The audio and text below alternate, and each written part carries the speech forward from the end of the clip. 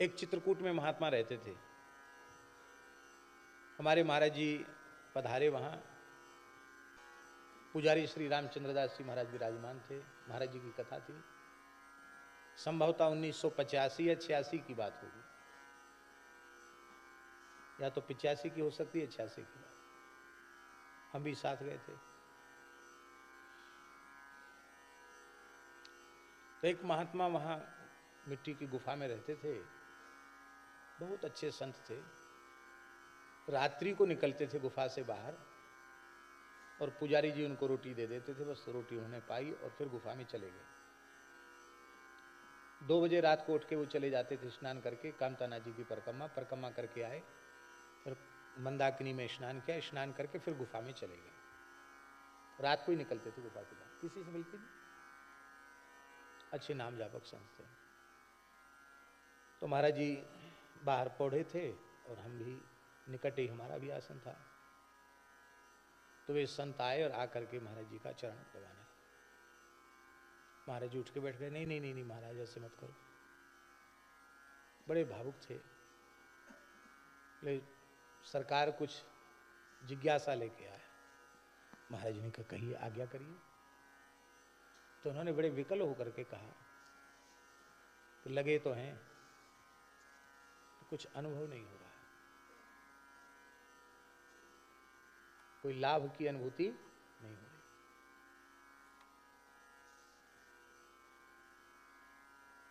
एकांत में बैठे तो रहते हैं, राम राम करते हैं, लाभ की अनुभूति नहीं हो रही है।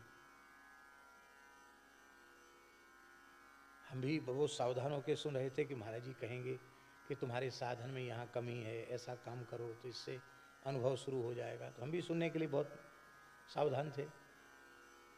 लेकिन महाराज जी उठ के बैठे और कहा, जो काम करने से लाभ नहीं हो वो काम क्यों करना, छोड़ दो। क्या कहा? भाई नाम जप कर रहे हो आप, सुबेरे से रात तक लगातार जपते रहते हो और कोई अनुभव नहीं हो रहा, छोड़ दो। जिस काम से लाभ न हो काम क्यों करना, छोड़ दो। इतना कहते ही महाराज जी के वे महात्मा ऐसे कांपने लगे, बहुत अधिक व्याकुल हो गए। झरझर आंसू उनके नेत्रों से बहने लगे और चरण पकड़ के बोले कि अब प्राण भले ही छूट जाए पर हरिनाम नहीं छूट सकता है। क्या कहा? अब प्राण हमारे भले ही छूट जाए पर अब श्री राम नाम नहीं छूट सकता, हरिनाम अब नहीं छूट सकता। महाराज जी भी एकदम भावाविष्ट हो गए। अरे बाबरे, ब्रजभाषा में बोले महाराज, अरे बाबरे, सब कछू तो मिल गए हो और कह रहे हो कि हमें कछू ना मिले। अरे नाम का सबसे बड़ा फल है नाम में प्रीति हो जाना है। आप भजन के बिना नहीं रह सकते, यही भजन का फल है। और क्या चाहिए? महाराज जी विनय पत्रिका में गोस्वामी जी ने कहा है, राम जी से भी अधिक राम जी का नाम प्रिय है।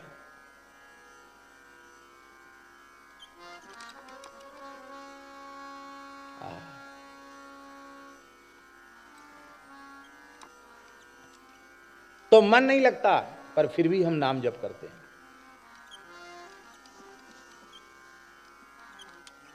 ये भी स्मरण है। फिर स्मरण का स्वाद आने लग गया, मन लगने लग गया, स्वाद आने लग गया।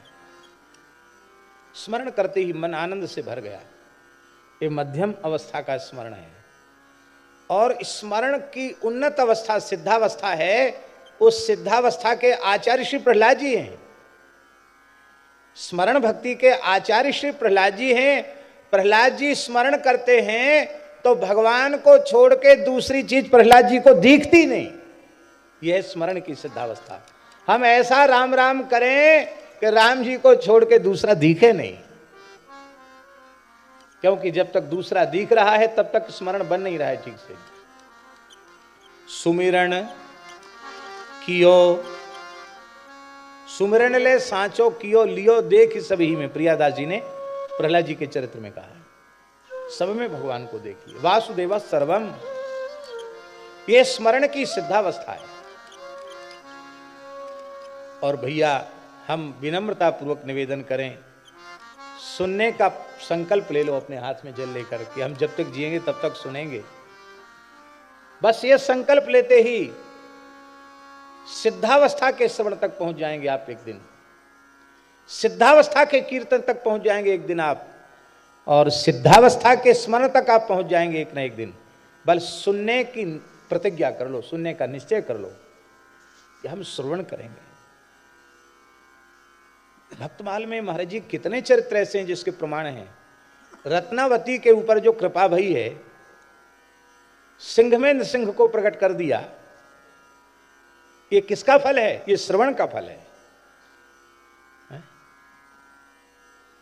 किसका फल है? केवल श्रवण का। नवल किशोर कहूं नंद के, किशोर कहूं नवल किशोर कहूं नंद के, किशोर कहूं वृंदावन चंद कही आंखें भरी पानी। हाँ वृंदावन चंद कही आंखें भरी पानी। हाँ वृंदावन चंद कही आंखें भरी पानी। हाँ वृंदावन चंद कही आंखें भरी पानी।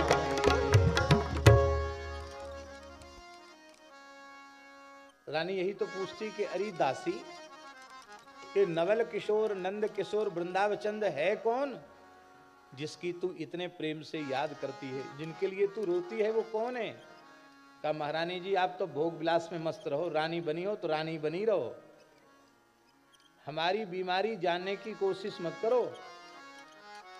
ये महासंक्रामक बीमारी है, सुनने से लग जाती है। जितने लोगों को बीमारी लगी है सुनने से ही लगी है, ये सुनने से लग जाती है। और सुनते सुनते ऐसा प्रेम का रंग चढ़ा कि भक्ति भूप रत्नावती, भक्तों की भूप हो गई रत्नावती। मीरा जी पर रंग चढ़ा, कैसे चढ़ा? सुनने श्रवण।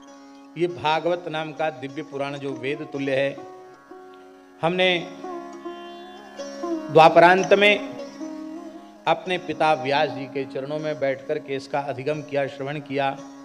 यद्यपि मैं निर्गुण निराकार में परिनिष्ठित था, किंतु श्री कृष्ण की लीलाओं ने मेरे चित्त को बरबस अपनी ओर आकृष्ट कर लिया। मैं तुम्हें उन मंगलमय चरित्रों को सुनाऊंगा, क्योंकि तुम्हारी बुद्धि सती है, एकमात्र श्री कृष्ण में लगी हुई है, और सती बुद्धि वाले जो जीव हैं वे महापुरुष होते हैं। आप तो महापुरुषता को प्राप्त हो चुके हैं, भगवत चरित्र श्रवण के उत्तम अधिकारी हैं। हम आपको अवश्य सुनावेंगे। आपके पास तो बहुत समय है, 7 दिन का समय है। खट्वांग नाम के राजा के पास तो केवल 2 घड़ी का समय था। कितना समय था? 2 घड़ी माने होता 48 मिनट। खट्वांग राजा के पास केवल 48 मिनट का समय था। देवराज इंद्र ने कह दिया था, धरती पर पहुंचने के बाद 48 मिनट से अधिक जीवित नहीं रहोगे। बोले हमको जल्दी धरती पर भेज दो। आप धरती पर पहुंचे, अयोध्या के राजा थे। अपने पुत्र दीर्घबाहु को आपने राजा बनाया। दीर्घबाहु का ही नाम दिलीप है। दीर्घबाहु और दिलीप 2 नहीं है, एक ही व्यक्ति है। उन्हीं को दीर्घबाहु कहते, उन्हीं का नाम राजर्षि दिलीप है। आपने दिलीप को राजगद्दी पर बिठाया और इसके बाद श्री सरयू जी के किनारे चले गए और भगवान नाम कीर्तन करने लगे। कीर्तन करते करते भगवत धाम चले गए। अब महाराज जी 48 मिनट में अपने पुत्र को अत्यंत संक्षिप्त विधि से भी तिलक किया होगा, तो कम से कम ब्राह्मणों ने स्वस्ति वाचन तो किया ही होगा, नहीं किया होगा? राज्याभिषेक की तो एक शास्त्रीय विधि है कि नहीं, पर अत्यंत त्वरा में स्वस्ति वाचन तो किया होगा, मस्तक पर मुकुट धरा होगा, कुछ एकाध वाक्य कुछ मंत्री पुत्र को भी समझाया होगा। अब फिर सरयू जी पहुंचे होंगे, कुछ समय लगा होगा कि नहीं? 48 मिनट में से भी कितना समय उनके हाथ में था? बहुत थोड़े से थोड़े समय में भी भगवान नाम स्मरण करके कीर्तन करके भगवान के धाम को चले गए। विशेष बात सुखदेव जी ने कही है, कि ध्यान करने साधक बैठा है और रजोगुण तमोगुण वाला कोई विक्षेप आ जाए तो भी उसे चिंतित नहीं होना चाहिए, घबराना नहीं चाहिए।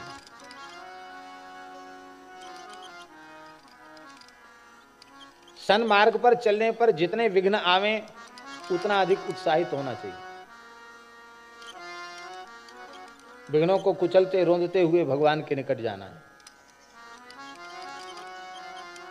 जैसे गंगा जी समुद्र में जाकर मिलते हैं, ऐसे मिलना है। मदगुण श्रुति मात्रेण मयि सर्वगुहाशय मनो गतिरविच्छिन्ना यथा गंगाम्बसोऽम्बुधौ।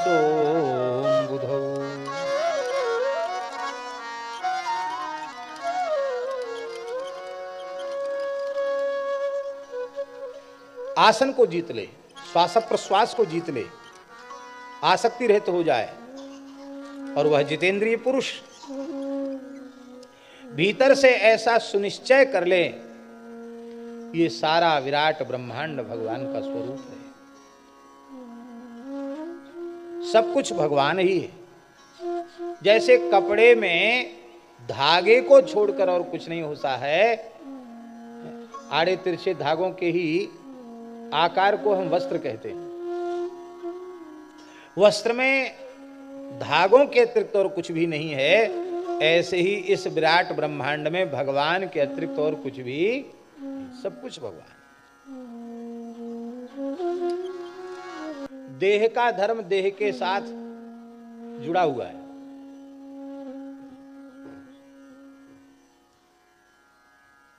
शरीर की क्रिया के लिए भी तो उठना पड़ेगा कि नहीं उठना पड़ेगा? देह है, देह तो देह का धर्म है। उसके लिए ज्यादा उसके साथ ज्यादती करोगे तो आफत हो जाएगी। एक भोला भाला चेला था, सच्ची घटना है महाराज जी। गुरुजी बड़े योगी थे। बोले महाराज हमको तो कोई सबसे श्रेष्ठ आसन बता दो जिससे बहुत जल्दी कुछ दिव्यानुभव होने लग जाए।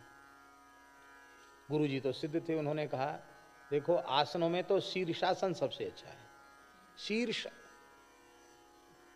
सिर के बल पर जो आसन किया जाता है वो शीर्षासन के बड़े लाभ हैं, पर उसकी बुद्धि होती है, उसकी पद्धति होती है। तो गुरुजी ने शीर्षासन की महिमा सुना दी ज्यादा। बोले बस 3 घंटे तक शीर्षासन हो जाए तो फिर उससे अनेक सिद्धियां हो जाती हैं। अच्छा यूँ हो जाएगा, प्रीतम भरा प्रज्ञा जागृत हो जाएगी, जाने क्या क्या बता दिया गुरुजी ने। अनेक जन्मों की स्मृति आ जाएगी और ऊर्ध्वरेता हो जाएगा। चेला ने कहा आप सब छोड़ के शीर्षासन ही करना है। तो वो हठ पूर्वक एक कमरे के कोने में एक कपड़े की कुंडरी बना के और सिर को उसमें रख के और उसके कोने के सहारे पैर को खड़ा करके वो चेला 3 घंटे के पहले खोलना ही नहीं। अब एक प्रारंभ में भी 3 घंटा, सीधे ही 3 घंटा जबरदस्ती रोके रहा। खून खोपड़ी में उतर आया, शून्य में चला गया, प्राण तो नहीं निकले और ये सिर इतना हो गया, आंख में खून उतर आया। गुरुजी ने कहा ये गया कहां, बहुत देर हो गई। अमुकदास अमुकदास अमुकदास अपने में हो, उनकी तो सीधी समाधि लग गई। गुरुजी ने कहा ये कमरे में था, देखें। कमरा खोला,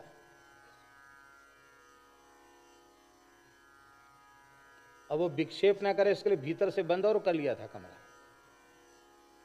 लेकिन वो पुराने ढंग का कमरा था तो उसमें वो जो किवाड़ था ना उसको खिसकाने से, उसका नीचे जो घुघुआ रहता ना घूमने वाला, उसको खिसकाने से किवाड़ खिसक गया।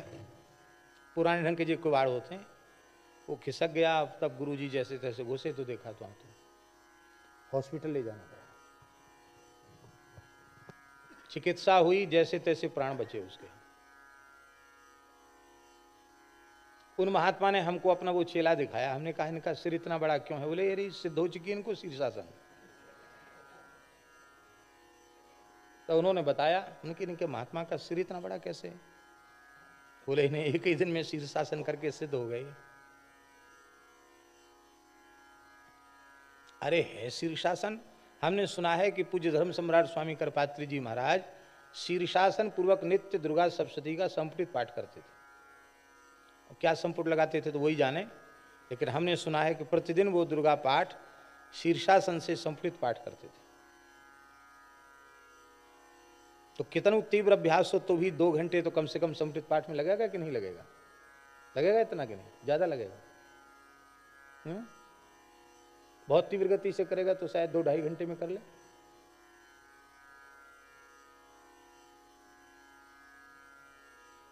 उनकी सामर्थ्य थी। कलयुगी शरीर है,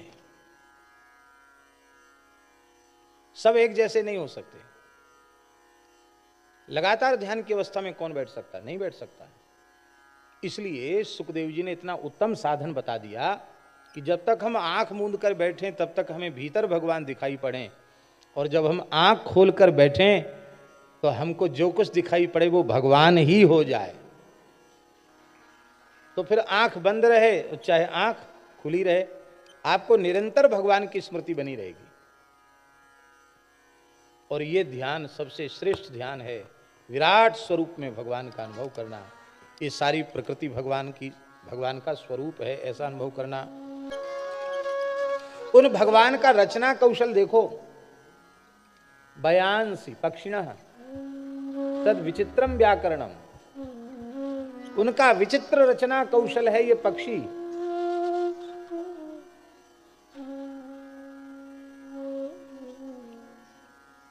तरह तरह के कलर कंपनियां बनाती हैं और उनके विज्ञापन में बहुत पैसा खर्च करती हैं कि चाहे जितनी वर्षा हो जाए, गर्मी पड़ जाए, पर हमारा कलर सालों साल वैसे ही चमकता रहेगा।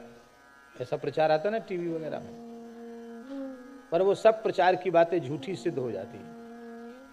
और भगवान ने कौआ को कितना बढ़िया काला पेंट किया, कितनी गर्मी, कितनी बरसात, कितनी ठंडी बीत गई, उसकी काली मां में बिल्कुल फर्क नहीं आया। तोते के ऊपर कितना बढ़िया हरा पेंट किया, कितनी ठंडी गर्मी बरसात बीत गई, पर उसकी हरियाली में अंतर नहीं आया। अब पूरा शरीर शास्त्री जी हरा और चोंच कैसी लाल कर दी है, क्या कहना? क्या विचित्र रचना कौशल है। अरे और तो और मयूर के पंख की चित्रकारी तो क्या कहना। दुनिया में कोई ऐसा व्यक्ति नहीं जो ऐसे रंग बना दे, ऐसे कलर बना दे। उसकी नकल तो कर सकता, लेकिन उसके जैसा नहीं बना सकता।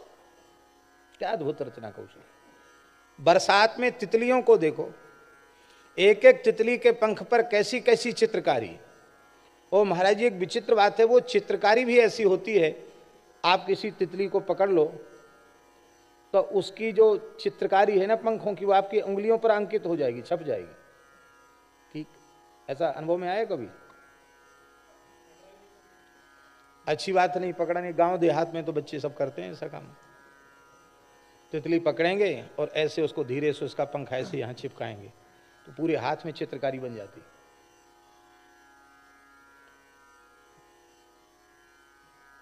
अनुभूत चीज बता रहे हैं आपको।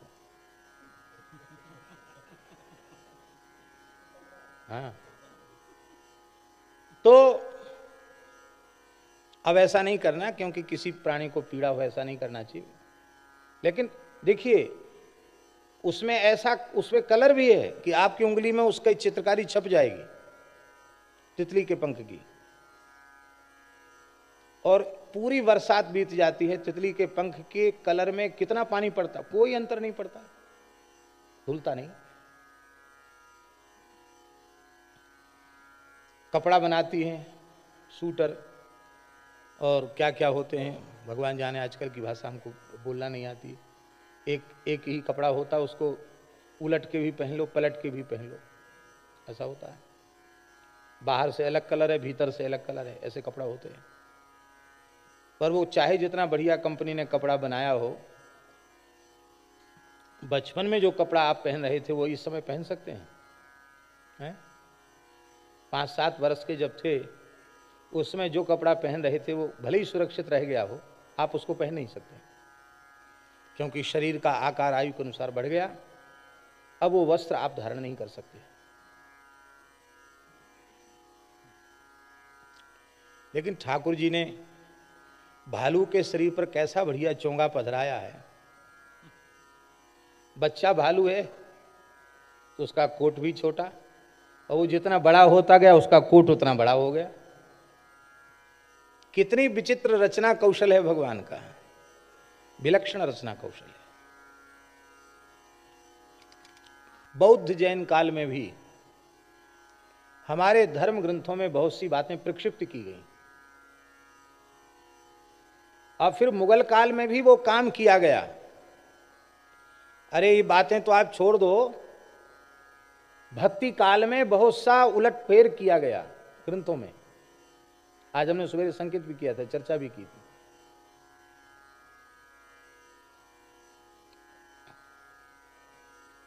आपको हनुमान चालीसा के 10-20 तरह के पाठ मिल जाएंगे। बोलो मिलेंगे कि नहीं मिलेंगे?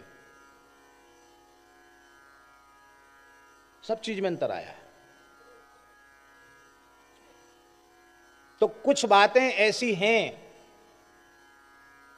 जो बातें उस पूरे प्रकरण को पढ़ने के बाद ऐसा लगता है कि इतनी अच्छी अच्छी बातें चल रही थी, फिर ये बात यहां घुसा दी गई।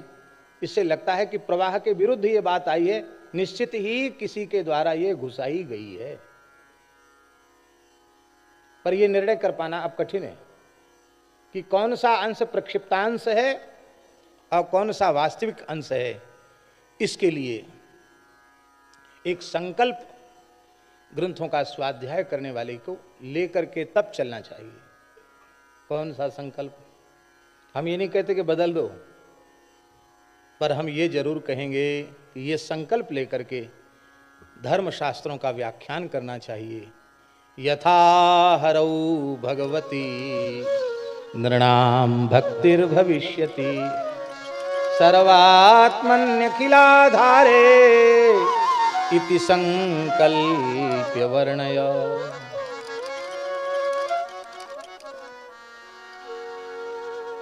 हम ऐसी बातों को क्यों कहें जिससे आपकी बुद्धि भ्रमित हो जाए?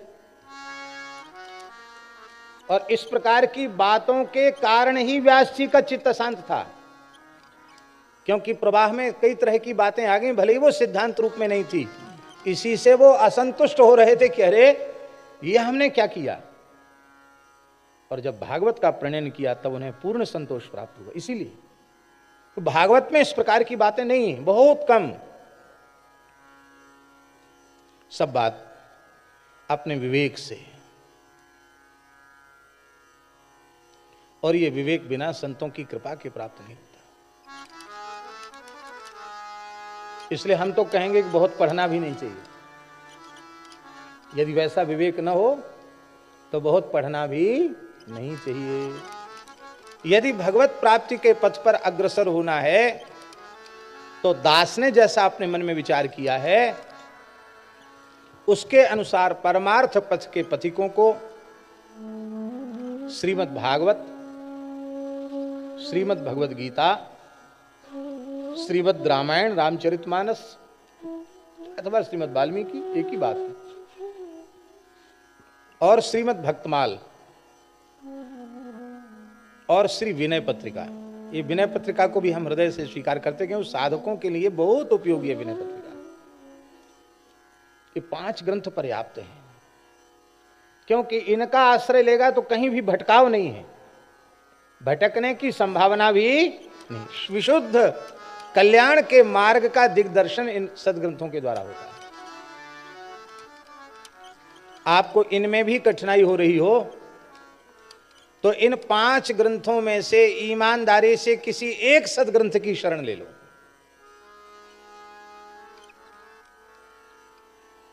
केवल भागवत जी का ही आश्रय ले लो, केवल गीता जी का ही आश्रय ले लो, केवल मानस जी का ही आश्रय ले लो।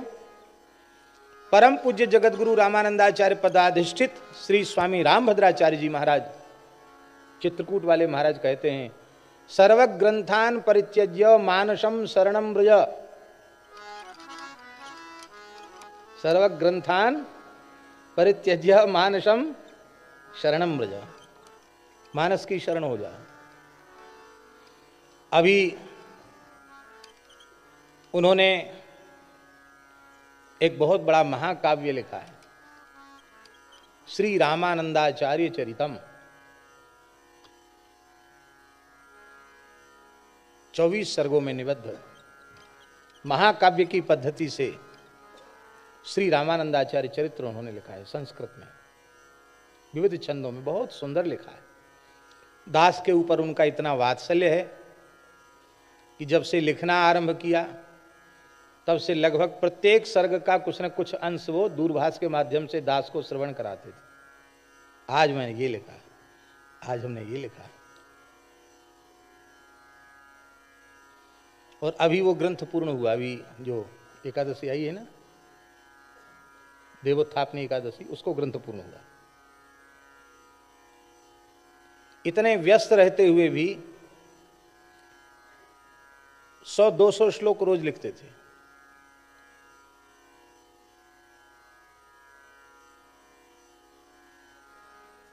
और कहते कि ये लिखा हमने इसलिए है कि इसकी पहली कथा आपको कहनी है।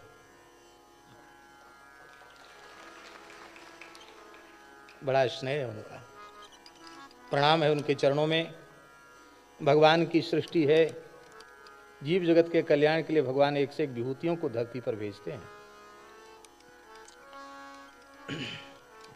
मनुर्मनीषा, मनु जो हैं वो भगवान की बुद्धि है, और मनु जो निवास, ये मनुष्य जो है ना वो भगवान का निवास स्थान है। निवास स्थान तो सब हैं, पर भगवान ने विशेष रूप में अपने रहने के लिए रच पच के जिस घर को बनाया है वह है मानव शरीर।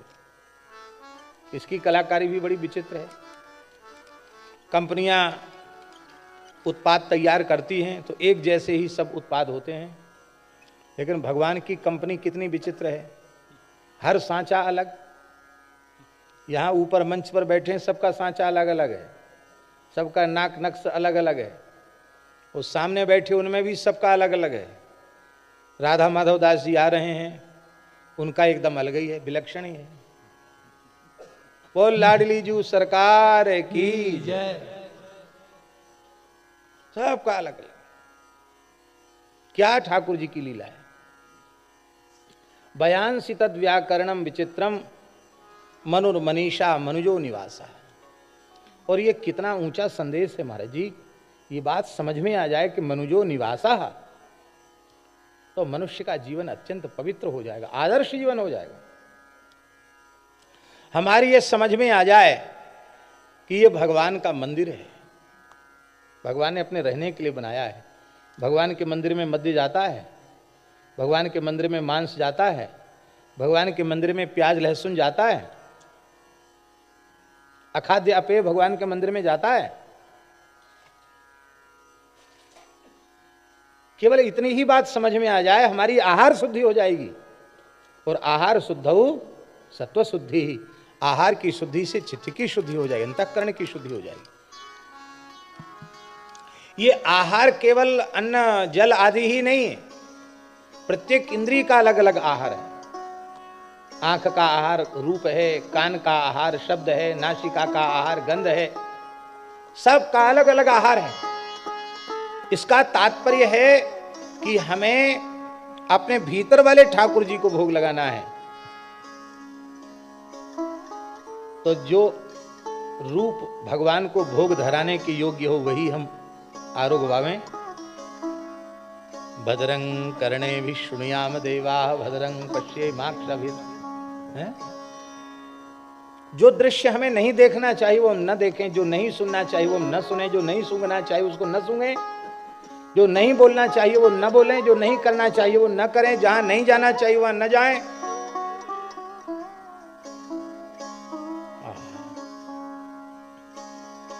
जीवन अत्यंत पवित्र हो जाएगा। हम काम क्रोधादि के जहर, पर निंदा पर चर्चा के जहर अपने भीतर उतारते हैं। हमारी ये स्मृति में आ जाए कि भीतर तो ठाकुर जी बैठे हैं, उनको कितनी पीड़ा पहुंचेगी, तो हम इन विकारों के विष को भीतर उतारेंगे। इतने विचार मात्र से हमारा हृदय निर्विकार हो जाएगा, निर्मल हो जाएगा। परम पूज्य संत श्री गोपालाचार्य जी महाराज एक बहुत अच्छी बात बताते थे। वो कहते थे कि देखो, भोले बाबा को देवताओं ने विष प्रस्तुत किया है, इसका आप आहार कीजिए, क्योंकि आप प्रजापति हैं, प्रजा पर संकट आएगा तो उसकी रक्षा तो आप ही करेंगे। शंकर जी ने पार्वती जी से पूछा, पार्वती जी ने कहा महाराज आप रक्षा नहीं करेंगे तो रक्षा कौन करेगा? तो शंकर जी बड़े प्रसन्न हुए और उन्होंने एक बड़ी सुंदर बात भी कही। शंकर जी ने कहा, पुंसः कृपयतो भद्रे सर्वात्मा प्रीयते हरि, प्रीते हरौ भगवती प्रिये हम सचराचरा। प्राणी मात्र पर कृपा करने का, दया करने का जिन्होंने व्रत ले रखा है, उससे सर्वात्मा विश्वात्मा भगवान श्री हरि प्रसन्न हो जाता है। अप्रीते हरौ भगवती अहम प्रिय, भगवान के प्रसन्न होने पर मैं अपने आप प्रसन्न हो जाता हूं। मैं उनकी आत्मा ही तो हूं, मैं प्रसन्न हो जाता हूं। और जब हरि हरि ही प्रसन्न हो गए तो सचराचरा, सारा चराचर प्रसन्न हो जाता है, तृप्त हो जाता है प्राणी मात्र पर कृपा करने से। तो शंकर जी ने विष पी लिया। ततः करतली कृत्य व्याप्य हाला हलम विषम अभक्षयन महादेव कृपया भूत भावना, विषपान कर लिया। अब विष मुख में पधराते ही उनको ध्यान, अरे मेरे हृदय में तो प्रभु विराजमान है, ये भयंकर विष भगवान को गर्मी पहुंचाएगा, पीड़ा पहुंचाएगा। तो उन्होंने अपने योग बल से उसको यहां रोक लिया। तच्चकार यच्चकार गले नीलम तच्च साधोर विभूषणम, वो महात्मा शिव जी का आभूषण बन गया। भगवान का नाम क्या हो गया? नीलकंठ। बोलो नीलकंठ भगवान की। श्री गोपालाचार्य जी महाराज जी कहते थे, वो कहते थे शंकर जी ने वैष्णवों को एक संदेश दिया। क्या? बोले ये जो जहरे हैं ना, इनको कभी पीना भी पड़े तो भीतर मत उतरने देना, इनको यहीं तक रख लेना, जरूर पड़े तो कुछ बोल दो, कह दो, सुन लो, भीतर मत उतारो, क्योंकि भीतर ठाकुर जी बैठे हैं, उनको पीड़ा होगी। इतना विचार करने से हमारा हृदय निर्मल और निर्विकार हो जाएगा। कितने दुख की बात है,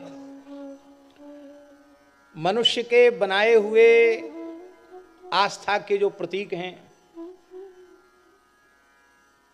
धर्मस्थल हैं, अपनी अपनी मान्यता के अनुसार, उनको कोई उजाड़ दे तो कितना भारी विप्लव होता है।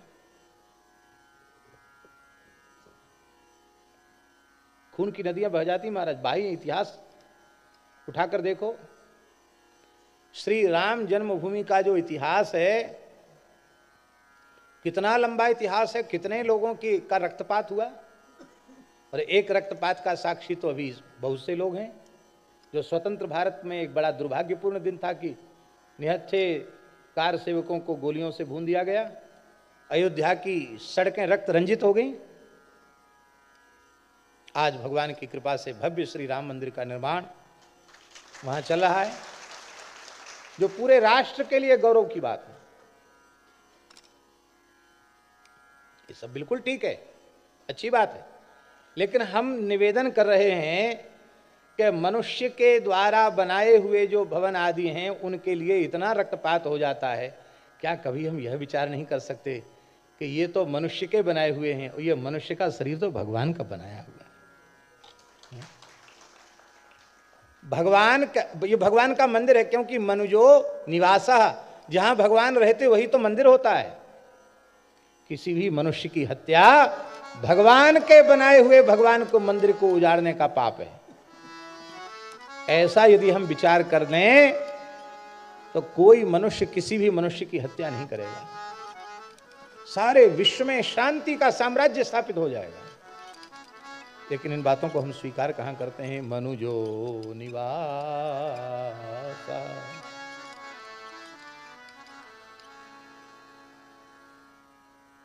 देवता का दर्शन न हो और मंदिर का दर्शन हो जाए तो भी उसका पुण्य होता कि नहीं? भीतर बैठे देवता हमको नहीं दिख रहे पर मंदिर देख रहे हैं, मंदिर तो दिख रहे हैं कि नहीं? इन मंदिरों को ही हम नमस्कार कर लें, श्री राम मैं सब जग जानी, करूं प्रणाम जोहर जुग पानी, तो भी हमें लाभ मिल जाएगा। हमारा अंतःकरण निर्मल हो जाएगा, हमारी बुद्धि पवित्र हो जाएगी। हाँ हाँ, बोलो भक्तवत्सल भगवान की जय। स्थूल सूक्ष्म धारणा स्वरूपों की धारणा की बात बताई, सद्या मुक्ति क्रम मुक्ति की बात बताई। सुखदेव जी ने तीव्र वैराग्य का भी वर्णन किया और एक श्लोक बहुत प्यारा है, उसको कहे बिना हम आगे नहीं बढ़ सकते हैं। वैसे तो सब बहुत अच्छी बात, अच्छे ही अच्छे हैं। अंतिम श्लोक है द्वितीय स्कंध के द्वितीय अध्याय का अंतिम श्लोक, बहुत प्यारा श्लोक। पिबन्ति ये भगवत आत्मनस्सताम् कथामृतम् श्रवणपुटेषु संभृतम् पुनन्ति ते विषयविदूषिताशयम् व्रजन्ति तच्चरण सरोरुहान्तिकम्। आहा, सत्पुरुषों के मुखारविंद से निर्झरित भगवान के दिव्य कथामृत को जो अपने कर्ण पुटकों में भर भर करके पान करता है, कान के दोनों में भर भर के पीता है, उसे अपने चित्त की शुद्धि का पृथक साधन नहीं करना पड़ता। विषय से विदूषित चित्त को वे पुनन्ति पवित्र कर लेते और उनके पवित्र अंतःकरण में ज्ञान भक्ति वैराग्य प्रकट हो जाता है। और फिर भगवान के चरण कमलों की सन्निधि अत्यंत सहजता से वे प्राप्त कर लेते हैं। यहां शास्त्री जी तच्चरण तदंतिकम ब्रजंती, ये भाव भी बड़ा सुंदर लगता है दास को। इस प्रकार के कथा श्रवण रस रसिक भक्त को भगवान के चरणों तक जाना नहीं पड़ता चलकर। तच्चरण एव तदंतिके ब्रजंती, भगवान खुद चलकर उसके पास आ जाते हैं। कथा सुनने लग जाओ, ठाकुर जी चलकर तुम्हारे पास आ जाए, और आते हैं ठाकुर जी। सद्यो हृदयवरुध्यते त्रिकृतिभिः शुश्रूषु, यहाँ तो सुना भी नहीं गया, शुश्रूषुभिस्तत् श्रवणेक्षुभिः, केवल श्रवण की इच्छा। कृतिभी के ऊपर श्री वल्लभाचार्य जी महाराज कह रहे हैं पुण्यवद भी, पुण्यवान उनको कथा श्रवण की इच्छा उत्पन्न होती है। तो वे कहते सामान्य पुण्यों में ऐसी योग्यता कहां है जो कृष्ण कथा श्रवण की इच्छा को उत्पन्न कर दें, क्योंकि उन पुण्यों का फल तो लौकिक पारलौकिक भोगों की प्राप्ति में परिवर्तित होने वाला है। तब कौन सा पुण्य? कहते भगवत भागवत परिचर्या जन्य पुण्य। इस जन्म में अथवा जन्मांतर में भगवान या भगवान के प्राण प्यारे भक्त की निष्काम सेवा बनी होगी, और उस सेवा का पुण्य जब प्रत्यक्ष हुआ, प्रकट हुआ, तब कथा श्रवण करने की इच्छा उत्पन्न हुई, कथा सुनने का सुयोग आया। बोलो भक्तवत्सल भगवान की जय। और ये बात तो हमने बहुत अच्छी प्रकार से भगवत कृपा से जान रखी है कि भगवान की विशेष कृपा से ही कथा श्रवण का योग सामने आता है।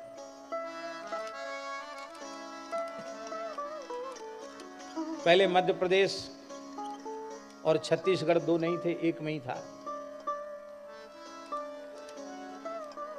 एक उधर के भगत थे जो छत्तीसगढ़ रायगढ़ के, हमारे पूज्य पहाड़ी बाबा महाराज के कृपा पाते थे। बड़े विलक्षण व्यक्ति थे। तो कथा का उन्होंने आग्रह किया। महाराज जी तो विलक्षण महापुरुष त्रिकालदर्शी थे, तो ज्योतिष तो ठीक है, ज्योतिष को तो जानते ही थे। उन्होंने कह दिया कि हाँ तो हाँ, नहीं ना कह दिया तो ना। वो गुमसुम हो जाए तो समझ लो कुछ ना कुछ संदेह है। महाराज जी मुहूर्त बता दीजिए, चल चल बकबक करता है, चुप रह, शांत रह, राम राम कर, राम राम कर। वो कई बार आ चुके थे। तो पंचांग उन्होंने कहा, महाराज पंचांग तो दिखवा लिया गया है, मुहूर्त भी शोधन करा लिया गया है, बस आपकी स्वीकृति चाहिए। उन्होंने नारियल अर्पित कर दिया। सबको बुलाया जाए और जितने भगत होंगे सब भगत पहुंचेंगे वहाँ, सबकी व्यवस्था होगी, इतने लोग, सबको नित्य प्रसाद होगा। और उधर छत्तीसगढ़ का रेशम कोषा बहुत अच्छा होता है, तो थान के थान कोषा के मंगाए जाएंगे। सबको, जितने श्रोता हैं सबको, केवल पंडित नहीं, उनको वर्ण सबको बढ़िया, बड़े बड़े उनके बड़े उदार व्यक्ति थे। खूब मन में सोचा। महाराज जी चुप ही रह गए। महाराज आपको जरूर चलना पड़ेगा। महाराज जी एक ही बात कहते, जय श्री राम जी की इच्छा होगी सो ही होगा, जय श्री राम जी की इच्छा होगी सो ही होगा, बस यही बात बोलते हर बात में, उत्तर में। ठीक है, बहुत अच्छा है, जय श्री राम जी की इच्छा हुई सो ही होगा। और जो समय उनका निर्धारित था उसके कुछ महीनों पूर्व चले गए। चले गए तो परिवार के लोग इतने, परिवार के लोग तो अपने पिताजी को मूर्ख ही समझते थे कि ये इतना खर्च करते हैं गौ ब्राह्मण साधु की सेवा में, ये तो फिजूल खर्ची है, ऐसी विचारधारा के लोग थे। उनके जाने के बाद जय सिया राम नहीं हुआ। प्रचार भी कर चुके थे, कुछ तैयारियां भी हो चुकी थी, लेकिन नहीं हुआ। और ऐसे भी हमने देखे जिनकी कोई तैयारी नहीं, चटपट कोई ना कोई समय उनको निकल जाता। तो हमको ऐसा लगता है कि संसार की चीजें तो अपने प्रारब्ध और पुरुषार्थ से प्राप्त हो सकती हैं, सत्संग तो निश्चित भगवान की कृपा के बिना नहीं मिलता। ये हम खूब पक्का हो गया भीतर से। भगवान ही योग बनाते हैं तो सत्संग मिलता है, नहीं तो महाराज योग नहीं बनता। अपनी ओर से चाहे जितना प्रयास कर लो नहीं बनता है योग। तो भगवान के चरण ही चल करके उस भाग्यशाली भक्त के निकट चल करके आ जाते हैं। अलग अलग कामनाओं की पूर्ति के लिए अलग अलग देवी देवताओं की उपासनाओं का वर्णन किया और अंत में एक विशेष बात कही, अकामः सर्वकामो वा मोक्ष काम उदारधीः तीव्रेण भक्ति योगेन यजेत पुरुषं परम। अकाम हो, निष्काम हो, अथवा सर्वकाम हो, अथवा मोक्ष की कामना वाला हो, तीव्र भक्ति योग के द्वारा भगवान परम पुरुष की उपासना ही करनी चाहिए। अब यहां देखिए, अकामः और मोक्ष कामः, इन दोनों को पृथक पृथक कहने की आवश्यकता नहीं थी।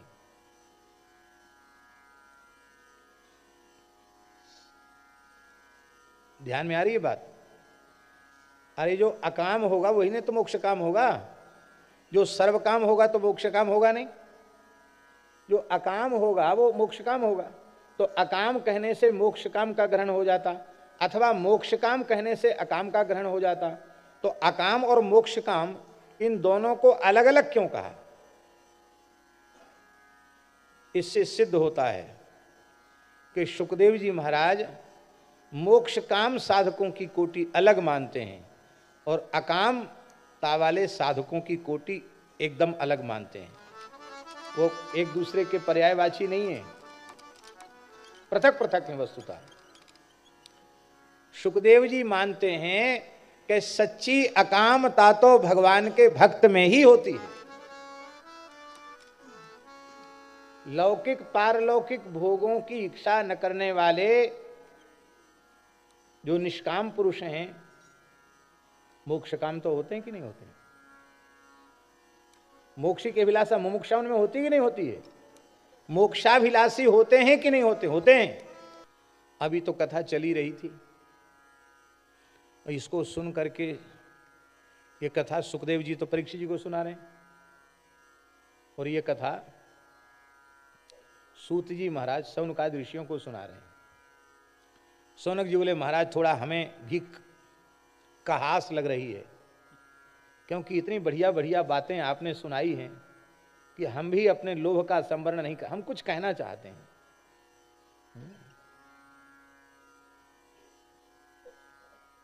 ऐसा होता है। आसन्न प्रसवा, जब तक प्रसव नहीं कर देती तब तक उसको पीड़ा रहती है। ऐसे ही कई बार भावुक भक्त भी किसी भाव को अपने गर्भ में धारण करते हैं, जब तक उसका प्रसव नहीं कर देते तब तक वे भी हल्के नहीं होते। कहते हम भी कुछ कहना चाहते हैं। कहो महाराज क्या कहना चाहते हो? बहुत प्यारी बात है। कई श्लोक बोले भगवान हमारी समझ में तो यही आया। क्या आया? आयुर्हरति वै पुंसाम उद्यन्नस्तंचयन्नसौ तस्यर्ते यत्क्षणो नीता उत्तम श्लोक वार्तया। वही निश्चय ही मनुष्यों की आयु नष्ट हो रही है, आयु का हरण हो रहा है। भगवान सूर्य आयु का हरण कर रहे हैं, उदित होकर अस्त होकर हमारी सारी आयु नष्ट होती चली जा रही है। तो नष्ट हो जाने वाली आयु में हमारी कौन सी आयु अत्यंत प्रशंसनीय है? कहते तस्यर्ते यत् क्षणो नीतः।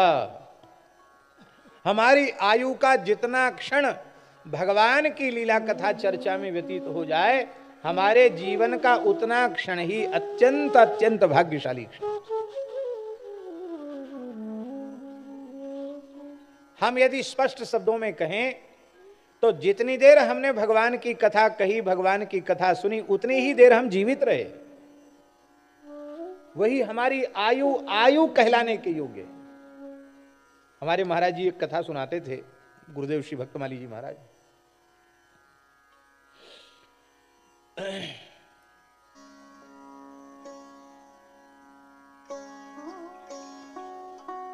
एक राजा मृगयार्थ जंगल में गया, श्रमित होकर एक पुराना सा खंडहर जैसा था दीवारा, उसमें बैठ गया। पास में बावड़ी थी जल की, वहां बैठ गया, सुस्ताने लगा। तो एक ईंट के टुकड़े पर उसकी दृष्टि पड़ी। उसी भवन का वो भग्नावशेष था। उस ईंट के ऊपर कुरेद कर लिखा गया था, हम एक घड़ी जीवित रहे। क्या लिखा था? हम एक घड़ी जीवित रहे। एक घड़ी माने 24 मिनट। हम 24 मिनट जीवित रहे। बोले भाई ये है कौन ऐसा आदमी जो एक ही घड़ी जीवित रहा? और इतनी योग्यता कब आ गई को लिख दिया उसने? भाई एक घड़ी का ही जिसका जीवन वो लिखेगा कैसे? कि वाक्य समझ में नहीं आया। मंत्री को कहा ईंटा उठाओ झोला में रख लो, रख लिया। दरबार में पहुंचा, सब मंत्रियों को बुलाया, बड़े बड़े विद्वान ब्राह्मणों को बुलाया। तो ईंट पर लिखा हुआ वाक्य उसका अर्थ हमको समझाओ। हम एक घड़ी जीवित रहे। अब बहुत विचार विमर्श चला, लेकिन कोई राजा को संतुष्ट नहीं कर पाया। राजा बड़ा रुष्ट हुआ, ब्राह्मणों से कहा कि हमारे पुरखों ने भी तुमको बहुत धन दिया है, भूमि आदि भी दी है, वृत्ति दी है, तो हमको एक वाक्य का आशय समझा के संतुष्ट नहीं कर सकते हो? देखो कल सूर्यास्त तक का समय है, पूरा दिन है आप लोगों के पास। सूर्योदय से सूर्यास्त का समय, आप लोग चले जाओ, वाक्य का आशय ऐसा आशय जिसको सुनाकर हमको संतुष्ट कर सको, खोज के लाओ। यदि सूर्यास्त के पहले पहले हमको आप संतुष्ट करने में समर्थ नहीं हुए, तो फिर जो कुछ पुण्य पाप लगे मैं परवाह नहीं करूंगा, आप सबकी वृत्ति छीन लूंगा, आपको हाथ जोड़ूंगा, महाराज जहां जाना वहां जाओ, हमारे राज्य में आपकी जगह नहीं। आप इतनी सी बात नहीं बता सकते? नाराज हो गया राजा। ब्राह्मण बड़े दुखी हुए, बोले राजा तो बड़ा भक्त है लेकिन दिमाग इसका बहुत गर्म हो गया। अब सब बड़े बड़े विद्वान विचार विमर्श करने बैठे, न न्याय से अर्थ लगा, न व्याकरण से, न मीमांसा, न उत्तर मीमांसा, न पूर्व मीमांसा, सब थक गए बेचारे। अब सूर्यास्त होने ही वाला था। बोले भैया अब तो संध्या गायत्री भी सब अब ध्यान में नहीं है इस समय, अब तो सूर्यास्त के बाद हम सब लोगों को तो यहाँ से जाना पड़ेगा राजा के राज्य से। बड़े दुखी थे ब्राह्मण। तब तक एक अवधूत महात्मा वहां से निकले। महाराज जी के शब्दों में, एक कौपीन मात्र उनके शरीर पर था, मूंज का आड़बंद था, अखंड भस्म धारण किए थे, कोई संग्रह परग्रह नहीं था, एक ब्रह्मपात्र उनके हाथ में था, कमंडल कुछ नहीं था, बड़े प्रसन्न चित्त। उन महात्मा ने ब्राह्मणों को देखा। ब्राह्मण बेचारे दुखी पंचायत कर रहे थे। उन्होंने ब्राह्मणों को नमस्कार किया। अरे भूदेवताओं, आप लोगों को तो सदा प्रसन्न रहना चाहिए। आप लोगों का मुख कमल मुरझाया क्यों है, इतना लटक क्यों रहा है मुंह, क्या बात है, बड़ी चिंता है, क्या विचार गोष्ठी हो रही है आप लोगों की। ब्राह्मणों ने कहा महाराज बड़ी समस्या है, हम लोगों की वृत्ति छीनने वाली, इसलिए हमको बड़ी चिंता हो रही है। क्या वाक्य बताया। अरे बोले तुम पूछ के आओ राजा से, अभी तो सूर्यास्त होने में समय है, पूछ के आओ कि भाई आपको तो समाधान चाहिए, चाहे हम करें या हम किसी से करवावें, तो हम किसी के द्वारा करवावें तो आपको स्वीकार होगा। ब्राह्मण गए, राजा बोले हम तो समाधान चाहते हैं, आप करो या कराओ, समाधान कराओ हमको। महात्मा दरबार में पहुंचे और पहुंच करके बोले राजन, मनुष्य जितनी देर भगवत भागवत चर्चा करता है उतनी ही देर जीवित रहता है।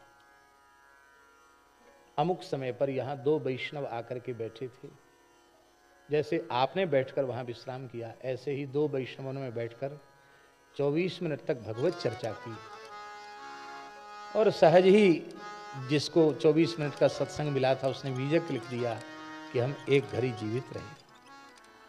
हम जितनी देर कथा सुनते हैं, जितनी देर कीर्तन करते हैं, उतनी ही देर जीवित रहते हैं। इसलिए गोस्वामी जी ने कहा सत्संगति दुर्लभ संसारा, सत्संगति दुर्लभ संसारा, निमिषे दंड भरी एक बारा, निमिषे दंड भरी एक बारा। एक निमिष का सत्संग, एक मुहूर्त का, एक दंड का सत्संग दुर्लभ है। अब इतना तो पक्का हो गया कि जितने दिन हम लोग यहाँ बैठ के कथा सुने उतने घंटों तक हम जीवित रहे, और ठाकुर जी की ऐसी कृपा हो जाए, ये नाम रूप लीला का कीर्तन कथा कहना सुनना यही हमारा जीवन बन जाए, यही हमारा प्राण बन जाए, तो हमारा जीवन, हमारी आयु सब कुछ सार्थक हो जाएंगे, सफल हो जाएंगे।